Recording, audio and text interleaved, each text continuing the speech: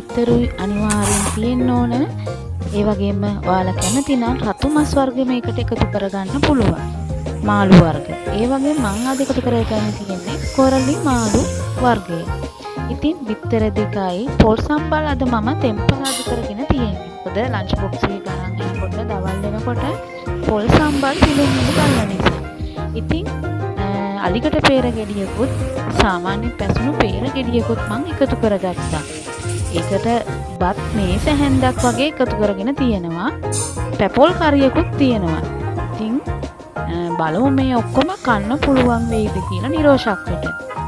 ඉතින් මේ කොරලි මාළු කෑල්ල වුණත් මං ගත්තේ මොකද මස් හෝ මාළු අනිවාර්යෙන් තිබිය යුතු නිසා. මම එච්චර ප්‍රියතාවයක් දක්වන්නේ නැහැ මස් මාළු වලට. මස් වලිනුත් මම චිකන් වලට විතරයි කැමති. ඉතින් ඔන්න නිරෝෂක්කා නිරෝ පුංචි කඩේ ඉඳගෙන පුංචි කඩේ ඇතුලේ අවිවේකයේ මැද්දේ පහසුකම් අඩු මැද්දේ ඔන්න දැන් කෑම කන්නයි සූදානම් ඉන්නේ. ඉතින් නිරෝෂක්කා මේ කැමර එක සකස ගන්න විදිය දැන් ඔයාලා දැක්කේ. ඉතින් නිරෝෂක්කා මේ හැම වීඩියෝ එකක් කරන්නේ තනි අතින් කියලා ඔයාලා හැමෝම දැන් දන්නවා. මොකද වීඩියෝ කරන්න කෙනෙක් නැහැ. අම්මා හිටියට අම්මට ඒව කරන්න තේරෙන්නේ නැහැ. ඉතින් ඔන්න මං ෆෝන් එක ආධාරකයක් තියලා හේතු කරගෙන දැන් මම ඔයාලට මං කන විදියයි මේ පෙන්නන්නේ. මගේ අරමුණ මගේ රුධිරයේ සීනි මට්ටම හොඳ මට්ටමින් පවත්වාගෙන යාමටත් මගේ ශරීරයේ බර අඩු කර ගැනීම. ඉතින් ඇත්තටම මුල් මාසයේ මගේ කිලෝ 3ක් බර අඩු වෙලා තියෙනවා. දැන් මගේ මේ දෙවෙනි මාසයේ තමයි මම wannakumethode ෆලෝ කරන්නේ. 16න් 8 කියන ක්‍රමය තමයි මම දැන් ෆලෝ කරන්නේ. ඒ කියන්නේ පැය 24න් පැය 16ක් ෆාස්ටිං ඉඳලා ඉතුරු පැය 8 තමයි මම ආහාර වේල් දෙක ගන්නෙ.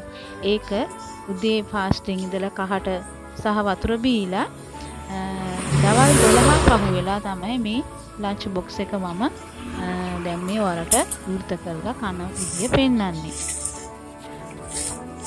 දවල් 12න් පස්සේ කෑවට පස්සේ කාලා පැය භාගයට පස්සේ තමයි මම වතුර බොන්නේ.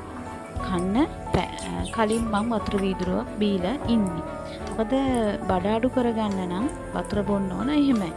ડોක්ටර් අපිට කියලා තියෙන්නේ එහෙමයි ගයිඩ්ස් වලට. ඉතින් දැන් මම මේ ටික කන්න උත්සාහ කරනවා. කන්න පුළුවන් උනේ ඇත්තටම බත් ටික කාලා ඊට පස්සේ මම මීකිරි කන්න මේ හදන්නේ. මීකිරි හට්ටියෙන් ටිකකට දෙසා බාලා තියෙනවා අපේ හස්බන්ඩ්. මම කන අතරේ හස්බන්ඩ් ආව කඩේට. එයා වැඩ කරන්නේ මේ අසලම සෙඩ් එකේ නිසා තේ බොන්න කන්න එයාත් එන්නේ එතනට. ඉතින් මං කාලා ඉවරන අතරේ එයා කිරි බෙදාගෙන කෑවා. ඉතින් එයා නම් කෑවේ අද පැණි නෑ සීනිත් එක්ක මම නම් කන්නේ දැන් මේ ලුණුත් නැතුව නිකම්ම කිරි. ඉතින් ඇත්තටම මුලින්ම මට කිරි කන්න හරිම අමාරු වුණා සීනිවත් පැණිවත් නැතුව. ඇත්තටම ડોක්ටර් කිව්වා වගේ ටික දවසක් යනකොට ඒක මේ හුරු වෙනවා කියලා.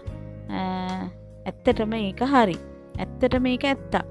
ඉතින් මමත් මේ කිරි හට්ටියෙන් කිරි ටිකක් කෑවා. ඉතින් ඇත්තටම මේ ටික කාගෙන යනකොට බඩ නම් ෆුල්. මට බොරු කියන්න ඕනේ අර අලිකට peer ගෙඩියවත් කන්න බැරි වුණා. ඒ තරම්ම බණ්ඩිය ෆුල්. ડોක්ටර් කියලා තියෙන අපිට උරිය උල් වෙනකන් කන්න කියලානේ කන වෙලාවට අමතර කෑම කන්න එපා කියලා. ඇත්තටම මේ ක්‍රමයට හුරු වුණාට පස්සේ අර ඉස්සර කාපු බත් ප්‍රමාණය අවශ්‍යම වෙන්නේ නැහැ. ඉස්සර කන්න අපිට ගොඩාක් බඩගින්නක් දැනුණා. දැන් මේ අලිකට peer ගෙඩියවත් කන්න බැහැ. මම කන්න හිතුවා කනවා කියලා. ඒත් මට හිතෙනවා මගේ බණ්ඩිය නම් දැන් ෆුල් නිසා තවත් කෑවොත් මට මෙතන බිස්නස් එක කරගන්න ලොකු අපහසුතාවයක් එනවා. ඒ නිසා මම ඒක රැට තියාගන්නවා. මේ ඔයාලා දකින්නේ මගේ